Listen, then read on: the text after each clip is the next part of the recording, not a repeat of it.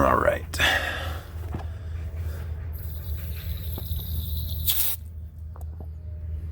So we got a live water line here, and they want a hose bib right here.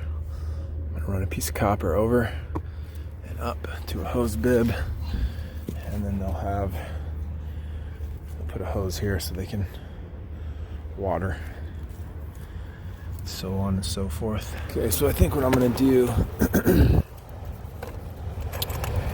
is a little male adapter, and then street 90 it over like so, and then we will put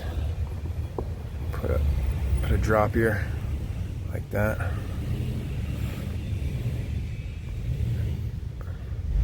and then another 90 at the bottom. Yeah, that'll work.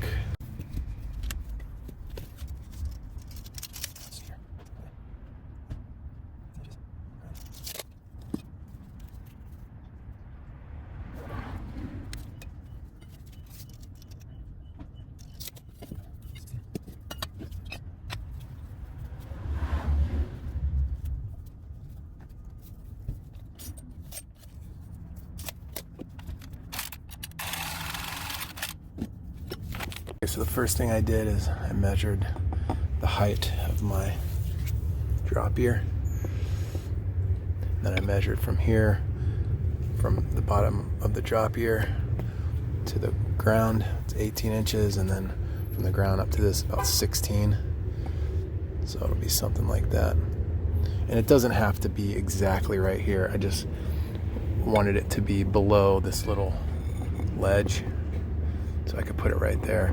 This can move up or down, it doesn't really matter. But I just want to get it so I can just put a 90 on there and then a little piece of copper. So, yeah.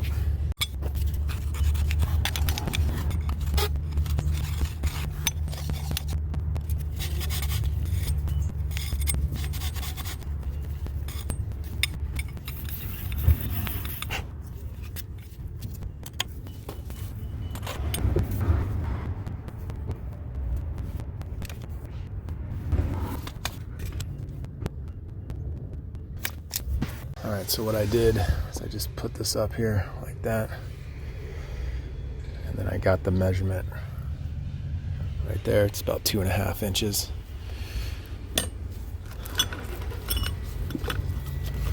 So then we'll cut a 2.5 inch piece. Make sure you always clean and ream. I think reaming is very important, but people like Steve Lab, I've actually heard him say in videos that he doesn't ream stuff. As a matter of fact, he makes fun of people that ream, that comment on his videos and say he should ream stuff. I think inside reaming is very important. Exterior reaming, not so much. Like this side right here. I do it mainly so that the copper will slide into the fittings easier, because if it has a little lip on the outside, sometimes it's hard to get them in. But inside is very important for water turbulence. You really want to make sure it's reamed. That's my take on it. That's obviously not threaded in all the way, but it's gonna look like that.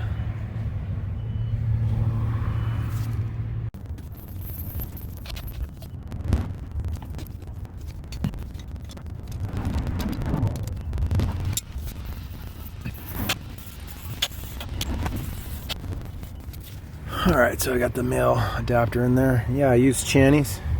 I don't care. I use Channies even though I got Nipex. I like to clean the inside with a wire brush. It's not that I like it, it's that you have to. And then some people do this, some don't, but I also sand the outside of the street fitting. And then you always have to Make sure the pipe is clean, sanded.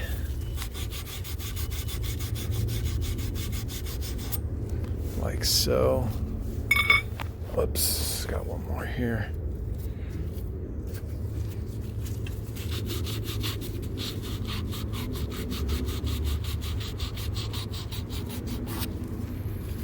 Get it nice and clean, or it won't, the solder won't take.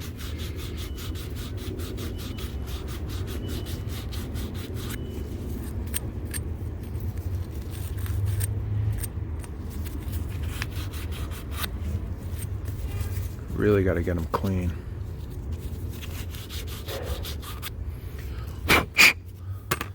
Now, let's get a couple. Okay, so I'm going to solder the little riser pipe here and the drop ear first, then secure it. The reason I'm going to do that is I don't want to risk torching the side of this. Alright, so we've already cleaned and reamed. So, now we got our Anoka Road. And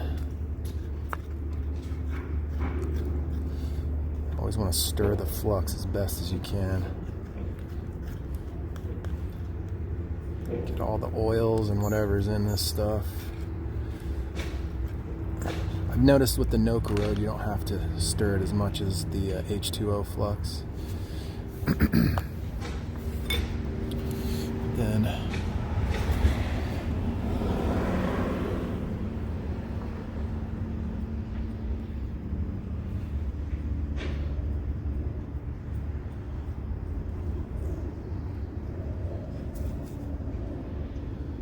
okay, just a little on the pipe, and then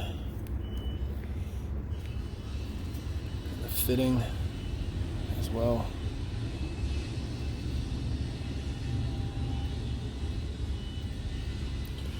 My new rule is when there's no water, solder. If there's any trace of water, pro press. If I go into crawl spaces, pro press. That's my rule for myself.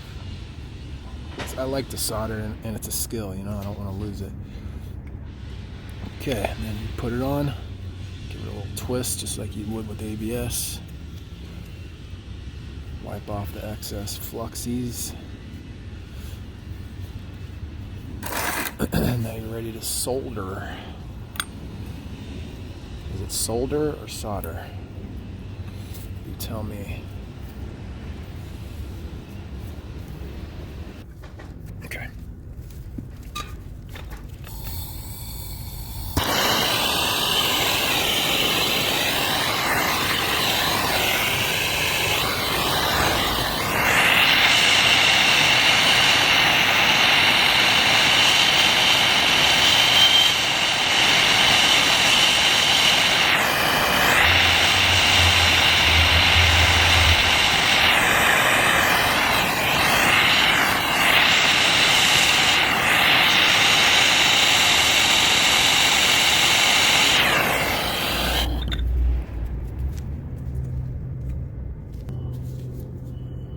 Little drip right there, but not bad. Maybe a little bit too much solder, but that's all right. It'll be fine, and it won't leak. So now I like to.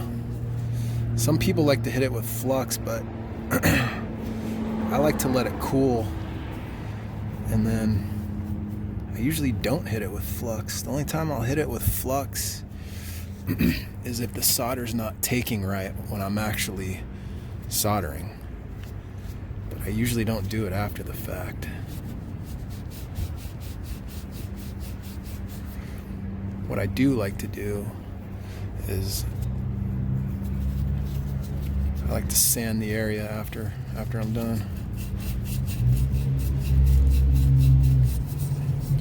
Get all the excess flux off so it doesn't turn green. Now we're gonna do the same for these down here, I don't know why I'm always clearing my throat.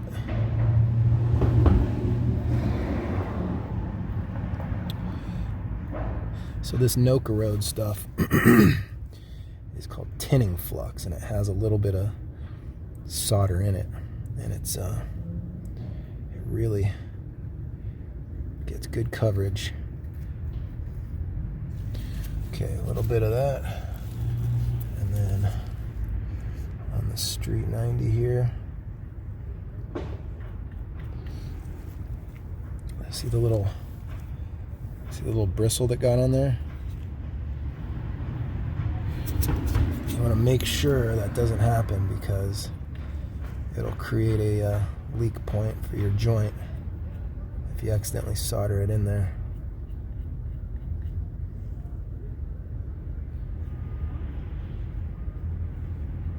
If I was pro pressing this, I would have been done already probably. Alright, so we got, before we do that,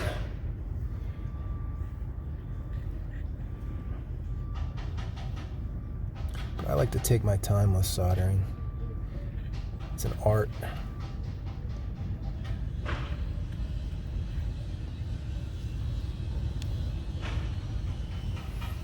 Alright, so we got that. That goes in like that.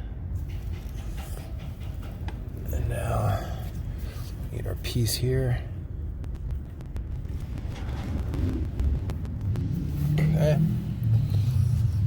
And I've already cleaned all these and reamed and sanded and so on and so forth. See, we got another one here.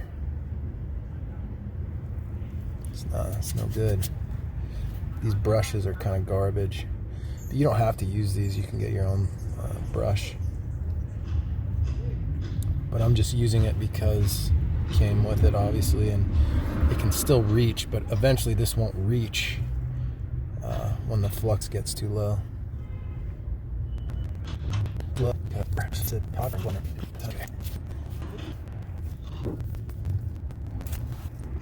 Alright, so everything is fluxed.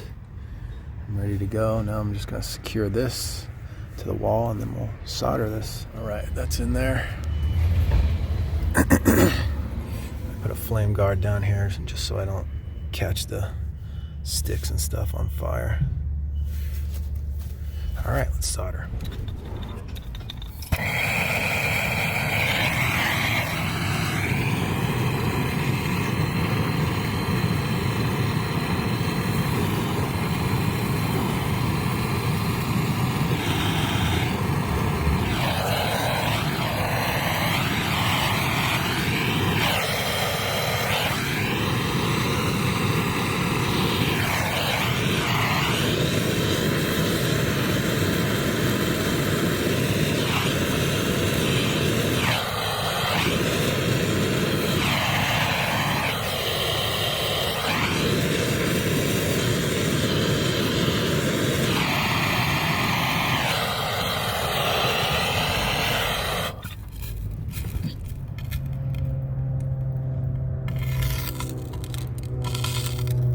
Go. Simple as that. Now let me clean it up. I sanded it all. I like to sand it because it makes it shiny, but it also gets all the excess flux off so it doesn't turn green in the future. But that was perfect. Perfect. All right, now let's get a hose bit.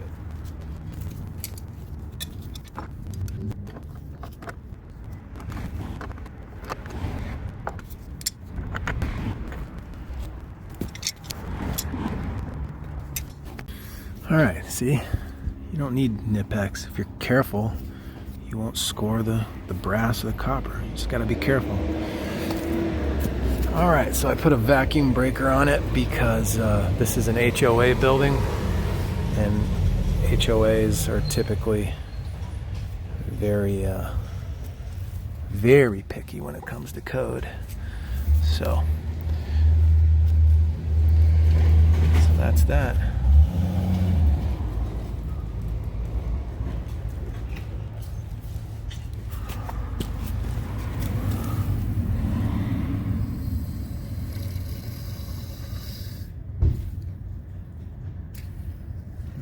leaks. No leakies. No leaky leaks.